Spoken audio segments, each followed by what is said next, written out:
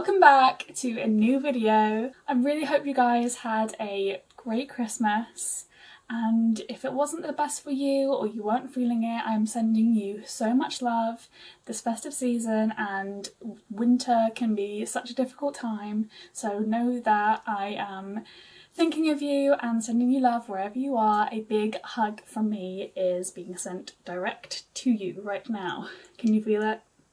Hopefully. But I'm so excited to be chatting to you today to talk about 2026. The new year is really exciting, but a year coming to the end almost has a bit of sadness and a bit of nostalgia to it. It can be a really hard time. There's a lot of society pressure around this time of year to go into the new year with new habits and be a new version of yourself. It's a minefield. I feel like there's so much on the internet that are telling you this is how you should set goals, and this is what you should do, and this is what you shouldn't do. So where to even begin? I don't even know. The first thing I like to do is to look back at the year before. I like to sit down and do a reflection of the previous year. I've done it on my phone this year. Literally get out your notes app or get a sheet of paper and I write down all of the good things that happened in the previous year, from the big to the small, and write everything down, and that is your roadmap to say, look at how good the past year has been. Look at all of the good things that you have achieved, whether that was just making it through, muddling from one day to the next, making it through the workday, turning up when you really didn't want to, making it out of bed in the morning. All those little things are achievements in themselves. In the past year, I went on my first international solo trip to Thailand. I took my first long-haul flight by myself. Well, actually, I took my first ever flight, long or short haul, by myself, which was a real step out of my comfort zone. I properly started dating for the first time. I tried a new dating app. If you saw my previous video, you would have seen in my Dating in Your 20s vlog. I got a new car. It's really important that you give yourself credit for the progress you've made in the last year, because even if you don't think there has definitely been some progress, and you've definitely learned a lot, even if you don't think that you have. So once I've gone through my camera roll and I've looked at all the good things that happened in the past year, I then like to have a look back at the goals that I set at the start of the previous year to see how they relate to me now, whether there's still something that I am yet to achieve. They're a good marker to start from. So my goals for 2025 were to save a lump sum of money. I really wanted to focus on saving so I could have a good emergency fund, and I have done that successfully. I set myself a target and I've reached the target, so that is really good. My other financial goal was to start investing, which I've been less successful with. I did sign up to an investing course through the Female Invest, which has been really educational, but at times it's been really hard to motivate myself to keep learning when it is, let's face it, kind of boring and difficult to learn. But I have set myself up a stocks and shares ISA. I just need to get around to putting money into it, which is the scary and risky thing that I have been procrastinating. So that is something I am going to take into 2026 with me. Another one of my goals was to join some new clubs and meet some new people, and I've really been successful in that.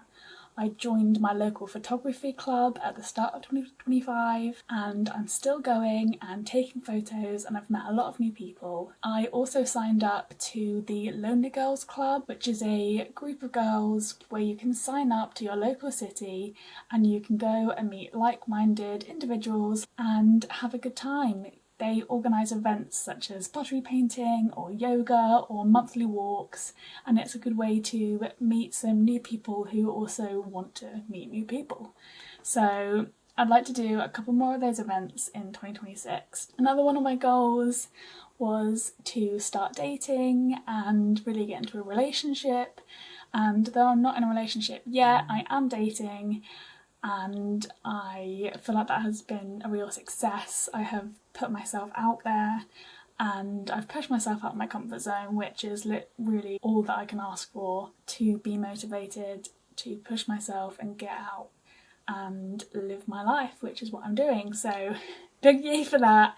Let's keep that up in 2026. Once I've had my reflection and I've looked back, my next step is to think about the things that I want to improve and the things that I want to change for the new year. The things that have been the biggest struggle for me in 2025 was having the correct work-life balance, feeling present in my day-to-day life, and numbing out the world with social media. I think I really did fall into a pit of doom scrolling and kind of being like a zombie walking through life, just working and eating and sleeping and doing the same old routine over and over again. I didn't really feel like I was getting out, living life and being present. So it's something I really want to try in the new year, try and push myself out there to be more present and live more peacefully and calmly and live my life more, to create more memories and more experiences for myself, rather than just living vicariously through people on social media, which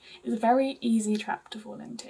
It kind of helps me to remember, I heard this fact that the average person will spend about 20 years of their life on social media just by scrolling. And that is a terrifying thought, that 20 years of your life can be sucked up by just doom scrolling. And let's face it, it can be fun. It does release serotonin and it is fun and enjoyable, but I don't want to spend my whole life just sat scrolling. I want to be actually living what is on the phone. So with those two things in mind that I want to improve, next I'm starting a new thing, and that is to set a theme for the year. This year I want my theme to be community and fun. These are the two things that I really want to focus on and revolve my goals around this year. I think it's quite strategic to have a central theme that you can build around, whether it's going to be a year of growth, whether it's going to be a year you're focused on health, something that can bring you back to the value you want to put in and think about most this year. So with my theme in mind, I can now start the hard work of goal setting, and that is brain dumping. It's a really messy process setting goals. It should be messy because there's a lot to think about.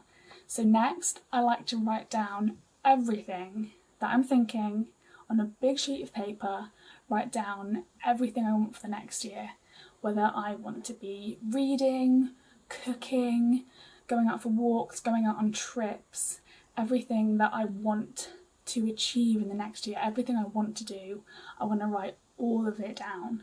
And then from there, you can make your vision board.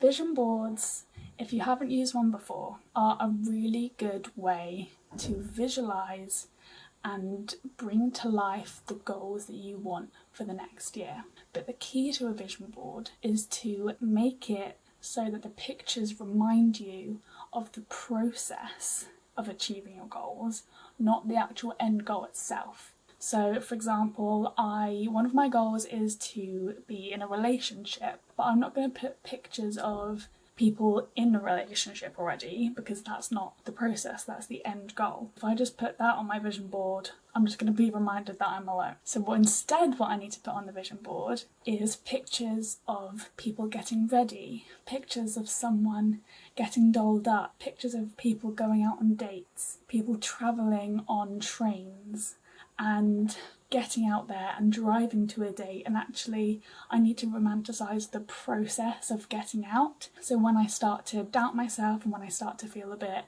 anxious and a bit down and questioning, why am I doing this? Why am I dragging myself out of bed? Why am I dragging myself out rather than sitting inside and watching Netflix? I can romanticize the process. I can look at my vision board and go, this is why, this is what I'm doing, this is why I'm doing it. I like to use Canva to create my vision boards. I use a standard 16:9 layout because I like it to be my laptop background. I go through Pinterest and I put in all of the things from my brain dump. Simply start by having a blank template and then populating it with all of the pictures that I think represent all the things I want to achieve and do in 2026. This is what I want my year to look like at the end of the year. It doesn't need to be super aesthetic to start off with. I just put everything in and make sure all the space is filled. And then I like to put in some quotes. After I have done my vision board, I then take it the next step and do monthly goals. I prefer to make my goals monthly so I can keep them up to date and they can change as I go along. So what I like to do is take a notebook. This is just a simple, not very aesthetic notebook, but it does the job. Take a notebook and divide the page into 4 sections. And you're going to make these sections monthly goals, to-do list, important dates, and your wish list. So this is only for January. So now you want to bear in mind your vision board, the things you want to achieve and do in the year, and your theme for the year, which mine is community and fun. And you are going to write down a maximum of 5 goals. So I like to make my goals things that are specific, so I feel like I've achieved it and I can tick it off with ease. Your to-do list is going to be all the things that you know you need to get done, but you kind of keep putting off. Doesn't need to be really long, you want it to be really simple so you can feel accomplished. Your important dates are just there as a reminder of things that are coming up, and obviously if you need to put anything on your to-do list from your important dates, that really works well to have them both there together. And then your wish list, I usually do this as things that I want to try in that month. For example, I've seen a recipe that I really want to try. It's a slow cooked beef brisket with mashed potato that I really fancy. It's such a hearty winter dish, but we haven't had it this year and I really want to try that. So that's going on my wish list. So I will set my goals for the next month, and at the end of January then I can relook at them, and it keeps you reflecting and setting new goals, because 12 months is a long time to have the same goal and we're working on the same thing, and you evolve and change as the year progresses, especially as the seasons progress.